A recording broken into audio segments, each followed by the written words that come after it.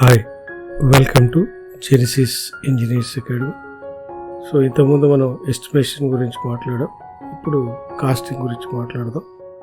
Of this estimating and casting.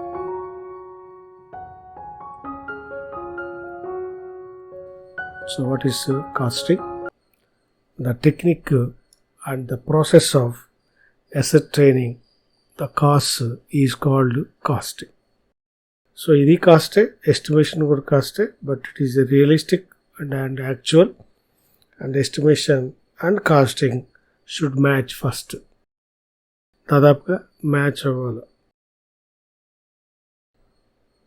Objectives of costing: to ascertain the cost of products and services. So ముందు ఏం చేయాలా? Objectives కాస్టింగ్లో ఏం చేయాలి అంటే, మనం ముందే కొంత ఎస్టిమేట్ చేసుకోవాలా. ఆ తర్వాత దాన్ని మళ్ళీ మనం వెరిఫై చేసుకొని, మార్కెట్ వాల్యూస్ అవన్నీ వెరిఫై చేసుకొని మనం అది యొక్క వాల్యూని మనం అసర్టైన్ చేయాలి.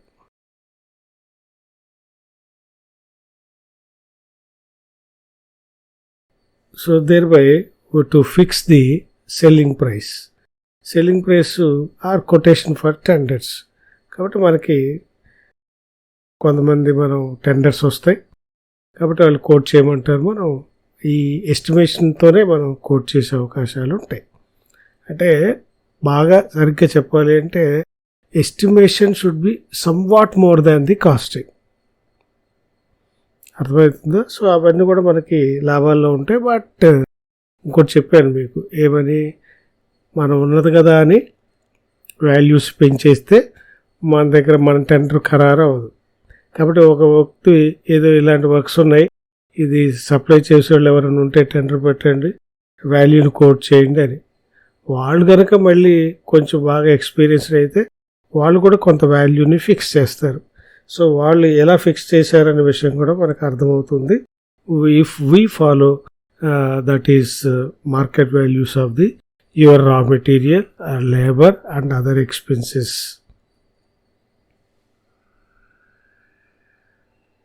So to analyze and classify different elements of cost which constitute the total cost.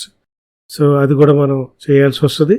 ఏమేమి మనం వదిలేసాం, ఏమేమి మనం యాడ్ చేసాం, ఇంపార్టెంటా అండ్ ఓవర్ కాస్ట్ చేసామా, అది కూడా ఒకసారి వెరిఫై చేయాలి. That is called analyse and classify. So classify చేసినప్పుడు మనకు అర్థమవుతుంది ఏ ఏరియాలో ఖర్చు ఎక్కువ అవుతుంది. అప్పుడు మనం రీఅసర్టైన్ చేసుకుంటే ఆ వాల్యూని తగ్గించే అవకాశాలు ఉంటాయి. అది so the causes of waste and checking or ఏమి యాక్షన్ తీసుకున్నాం ఆ వేస్ట్ అయిన తర్వాత, ఇది కూడా మనకి ప్రొడక్టివిటీ పెంచే అవకాశం, క్వాలిటీ పెంచే అవకాశం and reducing the that is wastage. So చాలా వేస్టేజ్ జరుగుతుంటుంది. ఈవెన్ టైం ఫిక్సింగ్ కానీ, అంటే సెటప్ టైం ఉంది, ఒక పార్ట్ మనం లోడ్ చేయాలా అని లేదు, అప్పుడు మనం ఏం చేయాలా, ఈ సెటప్ టైం కనుక మనం రెడ్యూస్ చేసినట్లయితే మన యొక్క ప్రొడక్టివిటీ పెరుగుతుంది అనే ఆలోచన కనుక వస్తే అప్పుడు మనం ఈ వేస్టేజ్ని కట్ చేయొచ్చు. అట్లాగే ఆ 9 hours 8 hours వర్క్ చేయించుకొని వాడినే కంటిన్యూ చేస్తే మళ్ళీ ఇబ్బంది. కాబట్టి వాడి యొక్క ఇది ఎఫిషియన్సీ తగ్గిపోతుంది. కాబట్టి we have to hire some other people if required. So అవి కూడా వెరీ ఇంపార్టెంట్.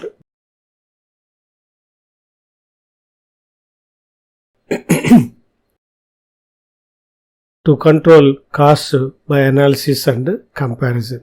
సో మనం కాస్ట్ కూడా కంపేర్ చేయాలి అండ్ కంట్రోల్ చేయాలి. Okay, so to communicate the management all the information relating to and facilitate managerial decision making. కాబట్టి costing చేసేవాడు management కూడా కొంత తెలియచేయాలి. అట్లాగే to judge the relative efficiency of different departments, branches, products, units, plants, machinery and devices to increase the productivity. So that is also important. And the produce cost statements as and when required by the management for an interim review of the product sales, profit or plan for future activities. కాబట్టి మనం అంతా కూడా work మనం తయారు చేసుకోవాలి. What is the product, what are the products, what are the machinery, what are the work force.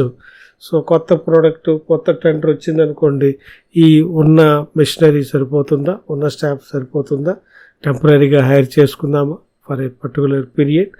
అలాగ మనం future activities కూడా చేయాల్సిన పని ఉంటుంది.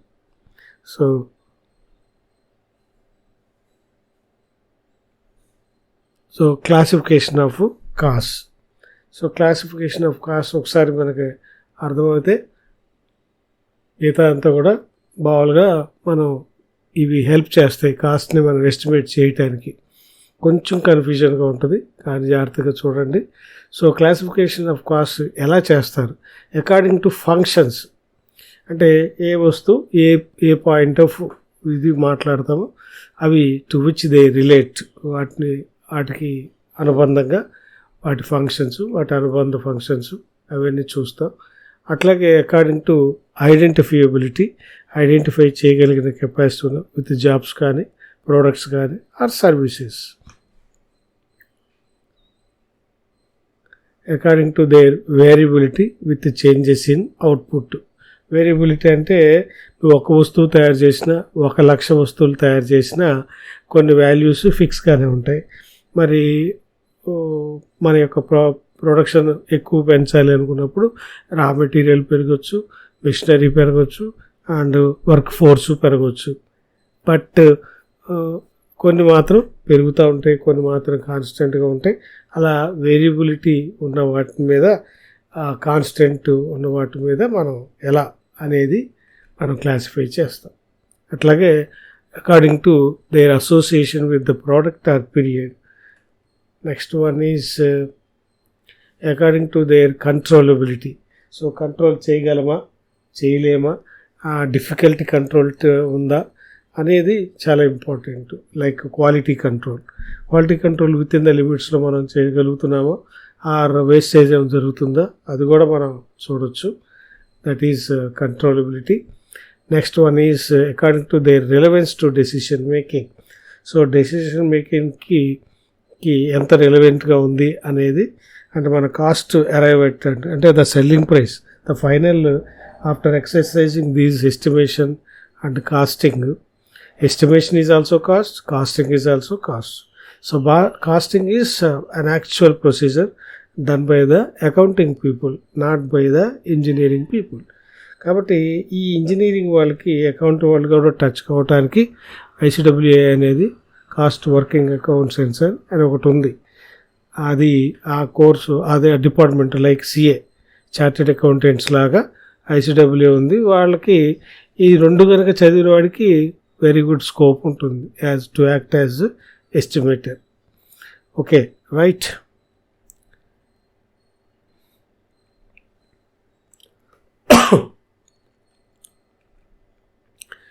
అట్లాగే మనం ఇప్పుడు ఇందాక బ్రాడ్గా చెప్పాను, అంటే ఫంక్షనల్ బట్టి.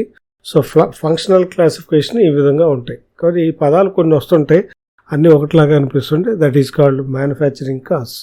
జనరల్గా మనం వాడుతున్న పదాలు ఏవి? Manufacturing cost. Okay, next administration cost. మరి ఇవన్నీ మ్యానుఫ్యాక్చర్ చేయడానికి మేనేజర్స్, ఆఫీసర్లు, ఫ్లోర్ మేనేజర్స్, సూపర్వైజర్స్ ఇలా రకరకాలు ఉంటారు. కాబట్టి loading in-charges, unloading in-charges, selling people, marketing people and tenders చూసేవాళ్ళు. కాబట్టి ఇట్లా ఆఫీస్ వర్క్ చేసేవి administration of this getting tenders and all these things. So that comes under administration cost. And next one is selling cost. So ఇదంతా easy ఏం కాదు.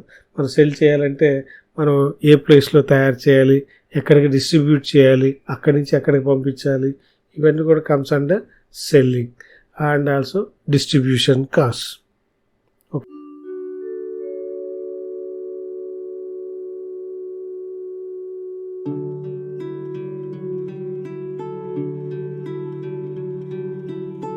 Now, manufacturing costs. So it includes the cost of materials, cost of labor and other direct expenses and factory overheads. కాబట్టి ఇవన్నీ దీనిని కలిపితే మనం manufacturing cost అంటాం. Otherwise manufacturing is also called as production cost. Next వచ్చేసరికి administrative cost. So వీళ్ళు ఎవరెవరు వస్తారు? Salaries of the office staff, rent of the office building, depreciation and repairs of the office furniture, etc. or everything comes under administrative cost. అట్లాగే selling cost, cost of warehousing, advertising, salesman, service salaries, all this comes under selling cost. అట్లాగే packing, carriage అంటే transportation and insurance. మనం transport చేయాలంటే ఆ వస్తువులకి ఏమన్నా యాక్సిడెంట్కి గురవుతే అవి అంత loss అవ్వకుండా వాటిని మనం ఇన్సూరెన్స్ చేస్తాము, అంటే మళ్ళీ నెక్స్ట్ డెస్టినేషన్ చేరేంత వరకు. అట్లాగే ట్రాన్స్పోర్ట్ కాన్సెప్ట్స్ ఇవన్నీ కమ్స్ అండర్ డిస్ట్రిబ్యూషన్.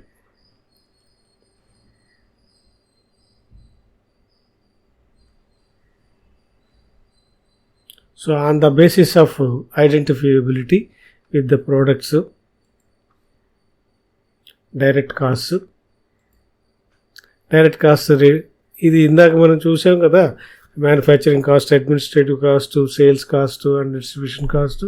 అది ఫంక్షనల్గా. సో ఇది ఐడెంటిఫై చేయగలిగింది, that is called direct cost. Refers to expenses which can be directly identified with the product or job or process. వీటిలో డైరెక్ట్ కాస్ట్ అంటే అర్థం ఏంటి? మెటీరియల్ వాడచ్చు, లేబర్ వాడచ్చు and other expenses also comes under direct cost. ఇది broad classification అనమాట. So ఇది బాగా ఉపయోగపడుతుంది మనకి to estimation or to arrive the selling price or cost of the product. Next indirect cost. So indirect cost అంటే next one is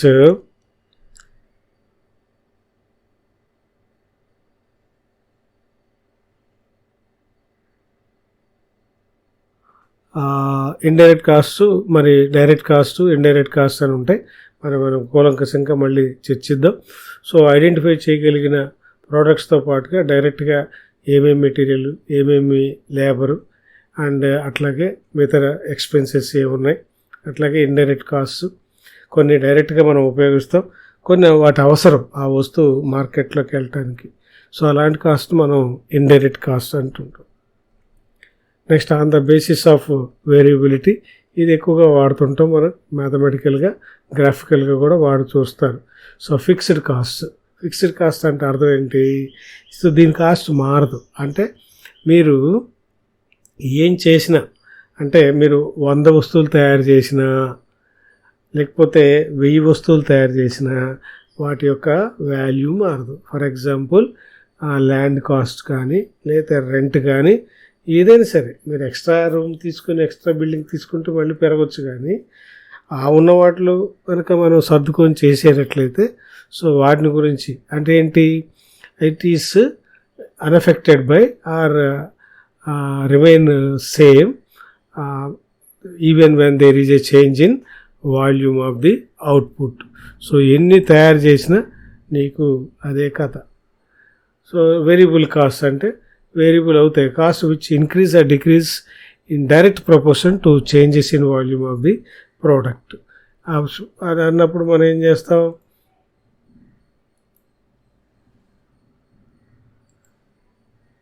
ఇప్పుడు మనం దాన్ని ఏమంటామంటే ఫిక్స్డ్ కాస్ట్లు ఏమేమి వస్తాయి చూద్దాం. రెంటు, శాలరీ, మరి వస్తువులు పెరిగినాయి అని చెప్పి ఎంప్లాయీస్ శాలరీ ఏం పెంచరు కదా, ఇట్లాగే కాస్ట్ ఉన్నట్లయితే ఏంటి? Variable cost. సో 10,000 యూనిట్స్ కనుక తయారు చేస్తే అప్పుడు కాస్ట్ 1,50,000 వచ్చింది అనుకుందాం. అదే మరి 12,000 చేసినట్లయితే అప్పుడు 1,50,000. This is called as variable cost. So ఇది బాగా ఉపయోగపడుతుంటాయి. ఫిక్స్డ్ కాస్ట్లు ఏముంటాయి, వేరియబుల్ కాస్ట్ ఉంటాయి. అప్పుడు ఎక్కువ వస్తువులు తయారు చేయాలంటే ఎక్కువ మెటీరియల్ వాడాలా, ఒక్కోసారి మెషినరీ పెంచాలా, ఒక్కోసారి వర్క్ ఫోర్స్ పెంచాలా, ఒక్కోసారి వర్కింగ్ టైమింగ్స్ ఇంక్రీజ్ చేయాలా, ఒక్కొక్కటి జనరల్ డ్యూటీలు కాకుండా 3 షిఫ్ట్లు చేయాల్సి వస్తుంది. సో ఇట్లాగా మనం ఆ కాస్ట్ వేరీ అవుతే we call that as variable cost.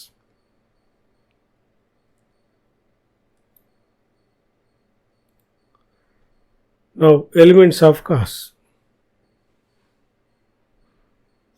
So material, direct material, all materials used as raw materials or components for a finished product. మనం బేరింగ్స్ ఇలా కొన్ని మిగతా వాడుతుంటాం, అవైనా కానీ that comes under direct material. ఇంకోటి ఇండైరెక్ట్ మెటీరియల్. ఇండైరెక్ట్ మెటీరియల్ అంటే consumables like lubricating oil, stationery, spare parts, మిగతా అవన్నీ కూడా కమ్స్ అండర్ మెటీరియల్లోని డైరెక్ట్, ఇండైరెక్ట్. ఇది బాగా ఉపయోగపడుతుంది. రెండోది labour, direct labour, indirect labour. నేను మళ్ళీ చెప్తున్నాను, లేబర్ అంటే కూలీలు అని కాదు. Even officers also comes under or machinist also comes under labour only. So direct labour అంటే ఉపయోగించుకునేవాళ్ళు, అంటే ఆ వస్తువుని టర్న్ చేయగలిగిన వాళ్ళు, ప్రోడక్ట్గా మార్చగలిగిన వాళ్ళు రా మెటీరియల్ నుంచి. Next, so the workers who are directly involved in the production of goods. Indirect labour, so the foremen, shop clerks, general helpers, cleaners, material handlers, plant guards, employees engaged in maintenance, మరి clean and this మరి hygienic conditions maintain చేయాలి. అట్లాగే some maintenance వర్కులు కూడా and services కూడా చేయాలి అంటే those comes under foremen and indirect labour కింద లెక్క. ఆ తర్వాత ఎక్స్పెన్సెస్ మనకు మూడే, మరి కాస్ట్లోకి మూడే వస్తాయి, మెటీరియల్ ఒకటి, లేబర్ ఒకటి, అదర్ ఎక్స్పెన్సెస్. సో ఈ అదర్ ఎక్స్పెన్సెస్లో మనం చూస్తే this is also direct expenses and carriage inwards, production royalty, hire charges of special equipment, cost of special drawings. కాబట్టి ఇలా డ్రాయింగ్స్ మీద మనం ఏమైనా మిగతా వాళ్ళు కనుక పట్టుకున్నట్లయితే we call that as direct expenses. మరి మెటీరియల్ కూడా ఎక్స్పెన్సెస్ అంటే వాడు విడిగొట్టాం, వాడి జోల్లోకి వెళ్ళిన తర్వాత వాడి దాంట్లోకి అయిన తర్వాత మిగతా ఖర్చులన్నీ కూడా ఎక్స్పెన్సెస్ కింద చూస్తాం. అదే మనం ఇక్కడ చెప్పింది. Any expenses not classified under as direct expenses are known as indirect expenses. కాబట్టి డైరెక్ట్ ఎక్స్పెన్సెస్లో మనం చూపించలేనివి ఏమన్నా ఉంటే దాన్ని మనం ఇండైరెక్ట్ ఎక్స్పెన్సెస్ అని చెప్తాం. Okay, right. So the carriage inwards అని చెప్పాను. అట్లాగే indirect expenses, so rent of building, repairs of machinery, lighting, heating, insurance, ETC what not which are not included in other parts. కాబట్టి మనం మొత్తం ఖర్చు అనేది మనకు తెలిస్తే ఈ క్లాసిఫై చేయటం వల్ల మెటీరియల్కి ఎంత ఖర్చు అవుతుంది, లేబర్కి ఎంత ఖర్చు అవుతుంది, లేబర్ ఎక్కువ అవుతుంది కాబట్టి లేబర్ ఏమైనా తగ్గించవచ్చా, మెటీరియల్ మరి లాసెస్ ఏమన్నా మరి సెటప్ టైంలో కానీ లేకపోతే ఎక్కువగా డ్రాయింగ్స్ ఫాలో అవ్వకుండా వేస్ట్ చేస్తున్నారా, అట్లా మిగతా అన్నీ కూడా మనం ఇవి రెండు విడగొట్టలేనివన్నీ కూడా మనం దీంట్లోకి వెళ్తాం. సో డైరెక్ట్ ఎక్స్పెన్సెస్ అంటే అర్థం ఆ వస్తువు తయారు చేయడానికి ఉపయోగపడాలి, ఎలా తయారు చేయడానికి క్యారేజ్ ఇన్వార్డ్స్ అంటే లోపలికి తీసుకురావడానికి ఖర్చులు అండ్ ప్రొడక్షన్ రాయల్టీ అంటే మరి మిగతా వాటికి చేయాల్సి వస్తుంది. అట్లాగే hire charges of special equipment, ఒక్కోసారి మనం కొన్ని ఎక్విప్మెంట్స్ కొనుక్కోలేకపోయినా మనం హైర్ చేసుకోవచ్చు. అట్లాగే యాన్సిలరీ యూనిట్స్ అంటాం, ఆ యాన్సిలరీ యూనిట్స్ కూడా మనం ఇచ్చేస్తాం, అప్పుడు ఆ ఖర్చులు కూడా ఈ వస్తువు తయారీకే ఉపయోగపడతాయి. యాన్సిలరీ యూనిట్స్ అంటే అర్థమైందా? సో మళ్ళాగా మనకి ఆ ఫెసిలిటీస్ లేవు లేదా టైం మనం కన్సంప్షన్ తగ్గించుకోవాలి అనుకున్నప్పుడు ఈ ప్రొడక్షన్ మనం మిగతా వాళ్ళకి చెప్తాం కొన్ని పార్ట్స్. సో అప్పుడు కూడా మనం హైర్ ఛార్జెస్ అని కూడా అన్నట్టు. అట్లాగే cost of special drawings, so ఇది చాలామందికి రాదు, బట్ ఒక్కోసారి మనం వాళ్ళ డ్రాయింగ్స్ మనం వాడుకున్నట్లయితే or otherwise preparing of that drawings వాడినట్లయితే we call that as direct expenses. ఇక ఇండైరెక్ట్ ఎక్స్పెన్సెస్ మేము చెప్పాను కదా, మీరు ఏమీ చేయలేకపోతే తెలియకపోతే దట్ కమ్స్ అండర్. కాకపోతే ఈ మెటీరియల్లో పడినట్లయితే మెటీరియల్ కాస్ట్ ఎంత పడుతుంది అనేది పక్క ఐడియా మేనేజ్మెంట్కి ఉంటుంది. లేబర్ ఉందనుకోండి, లేబర్ కాస్ట్ ఎంత ఉంది, ఇండైరెక్ట్లో ఎంత ఉన్నారు, డైరెక్ట్లో ఎంత ఉన్నారు. సో ఇండైరెక్ట్లో తక్కువ ఉండి డైరెక్ట్లో ఎక్కువ ఉన్నట్లయితే so they may have the chances of removing the excess labour and expenses. Okay, so the components of total cost. So the prime cost అని పిలుస్తాం. It is the total cost of